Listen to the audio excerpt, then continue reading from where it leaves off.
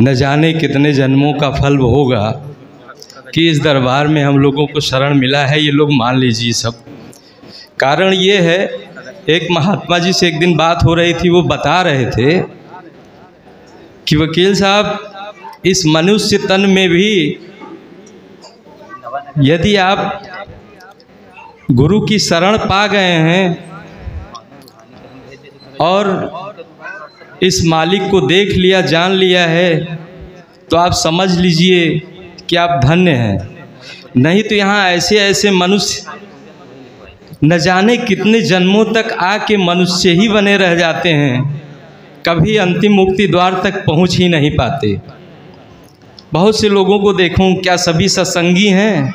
नहीं है। समाज में बहुत से लोगों को देख लीजिए, कोई किसी को मानता है, कोई किसी को मानता है, कोई कहीं जाता ही नहीं है। हर प्रकार के लोग हैं।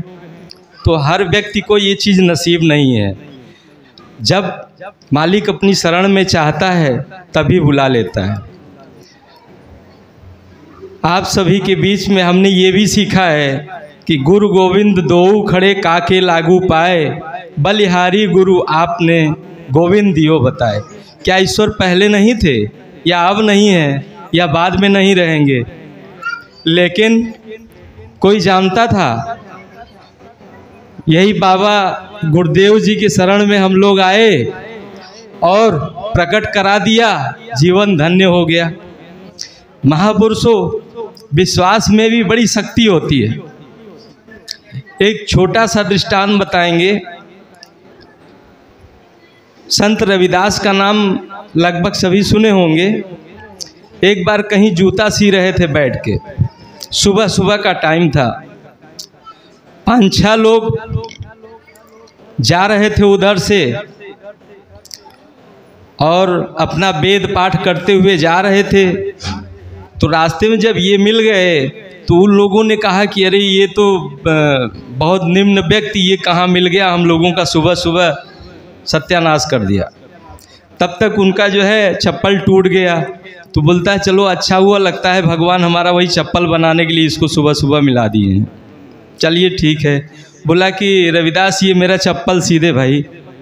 कहा ठीक है महाराज जी। चप्पल सी दिया। तो कहता है अरे कहाँ, ये तो धर्म भ्रष्ट कर दिया हमारा, अब क्या होगा? कहाँ अच्छा चलो ठीक है, इसे पीछा छोड़ाओ। कहते हैं इसको कुछ दे दो, काम किया है तो कुछ दे दो भाई। तो एक दमड़ी उन्होंने निकाला और उसके जो है मूल्य के रूप में दे दिया जो चप्पल सिया था। वो दमड़ी जब रविदास जी लिए हाथ में तो फिर कहते हैं कि महाराज जी ये दमड़ी तो हम ले लेंगे, लेकिन एक शर्त है कि आप पहले बताओ कि इतनी सुबह सुबह आप जा कहाँ रहे हो? कहाँ कि तुम पूछ क्यों रहे हो? पूछने वाले कौन हो? कहाँ हो सकता है कि जो है हमें भी कुछ पूड़े मिल जाए। कहाँ हम गंगा नहाने जा रहे हैं। कहाँ ठीक है ये दमड़ी आप ले लीजिए और वही गंगा मैया को चढ़ा दीजिएगा। तो कहाँ अच्छा ठीक है। तो अब दमड़ी उससे कैसे लें, क्योंकि वो बहुत निम्न क्वालिटी के थे। तो वहीं नीचे रख के थोड़ा सा गंगा जल छिड़क वगैरह के करके उसको हाथ में ले लिए। बोले ठीक है, तुम्हारी दमड़ी हम गंगा जी को चढ़ा देंगे। तो रविदास जी ने कहा कि आप चढ़ाइएगा तभी उनसे गंगा जी से कह दीजिएगा कि गंगा मैया ये दमड़ी जो है रविदास ने भेजा है, और जब ऐसा हाथ करके वो मांगे दमड़ी तभी उनको देना, नहीं तो मेरी वापस लेते आना। कहें ठीक है। तो रास्ते में जब ये लोग जा रहे थे तो आपस में बात कर रहे थे कि इसकी मति मारी गई है कि इसकी दमड़ी जो है गंगा जी हाथ ऐसे करके ले लेंगी। ये तो दमड़ी फिर से हमारे ही पास आ गई। ये लोग गए, नहाए धोए बाकायदे सुबह सुबह आनंद से। जब चलने लगे तो बोले कि भाई ये रविदास की दमड़ी तो गंगा जी को देना ही है। एक बोले कि इसी में ऐसे ही डाल दो, एक बोला नहीं दमड़ी तो अपनी ही है, एक बार कह दो जो वो बोला है। तो उन्होंने हाथ जोड़ के कहा कि ये दमड़ी जो है रविदास ने माता तुम्हें देने के लिए बोला है, और ये बोला है कि अगर हाथ ऊपर करके मांगेंगी तभी देना। कुछ सनसनाहट नहीं हुई तो ये लोग चल दिए। थोड़ी देर बाद आवाज़ आई कि नहीं, अगर रविदास ने मुझे दमड़ी भेजी है तो लाओ मुझे दे दो। वो दमड़ी जो है उन्हें हाथ पे रख दिया। अब ये सोचे कि लगता है कि रविदास ने कुछ जादू कर दिया है, सब गड़बड़ कर दिया है। उसके बाद फिर आवाज़ आई कि ये दमड़ी के बदले एक सोने का कंगन लेते जाओ और रविदास को दे देना, अब बोलना कि गंगा माता ने तुम्हारे लिए भेजा है भेंट में।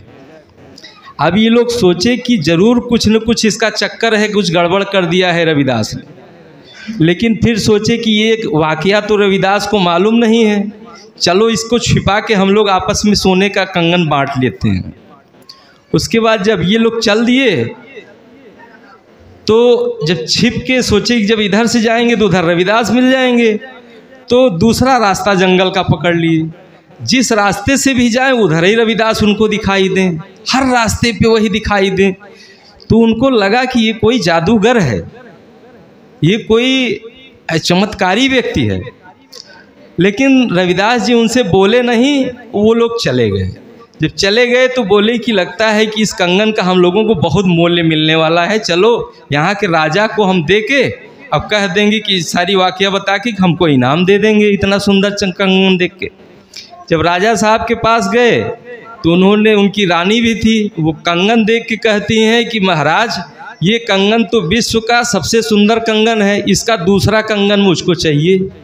अब राजा साहब उन लोगों से कहे कि भाई तुम लोग इसका दूसरा कंगन ला के दो, नहीं तुम लोगों को हम मृत्युदंड दे देंगे। अब वो लोग चक्कर पड़ गए, तो नई मुसीबत हो गई। तो उनने डर के मारे सारे वाक़ये सही बता दिए। जब सत्य बता दिए तब राजा साहब बोले कि चलो रविदास जी के पास पहले। जब संत रविदास जी के पास जाते हैं, हाथ जोड़ के सारी वाक़या बताते हैं, तो वो जो 5-6 लोग जो कंगन पाए थे गंगा जी से, उन्होंने कहा कि महाराज अगर ये सही बोल रहे हैं तो दूसरा कंगन ये दे के दिखा दें। तो कहें राजा साहब कि रविदास अगर तुम सही हो, सच्चे भक्त हो, तो जो इन लोगों ने कहा चल के दूसरा कंगन हमको दिला दो, और नहीं तो हम दूसरी बात सोचेंगे। कहें महाराज जब ऐसी इच्छा है आपकी तो वो बिल्कुल हम करेंगे। तो कहें चलो गंगा जी। कहें कि काहे का गंगा जी जाना है, एक कठौती ले आइए, वहीं पे पानी डाला और वहीं समाधि लगा के बैठ गए। बोले कि अगर मन मोर चंगा है तो इसी कठौती में गंगा है। और वहीं पे गंगा जी का स्मरण किया और वहीं पे जो है पूरा गंगा जी का बहाव हुआ और उसी में एक दूसरा कंगन मिल गया। तो महापुरुषों अगर कहीं हमें विश्वास है, भरोसा है, तो जाहिर सी बात है कि हमारे सारे काम हमारी सच्ची श्रद्धा के अनुसार होता जाएगा। और जिस सत्संग में हम लोग आते हैं महापुरुषों, आप समझ लीजिए सत्संग क्या है, मानसिक चिकित्सा का उपचार है। जब हमारे मन में काम, क्रोध, लोभ इन सब की आंधी चलने लगे महापुरुषों, और हमारे बुद्धि की जो सत्य का दीपक हमारा बुझने लगे, तो ये आयुर्वेद का काम करता है, ये दवा का काम करता है। तमाम मनीषियों ने भी बताया है कि सत्संग में हमें विवेक की जागृति होती है, और विवेक जागृत होने से हमें अच्छे और बुरे की पहचान होती है। तो हम जिस दरबार पे आए हैं, यहाँ हमारा जीवन धन्य है, खुशियों से भरा है। इसी शब्दों के साथ अपनी वाणी को विराम देता हूँ।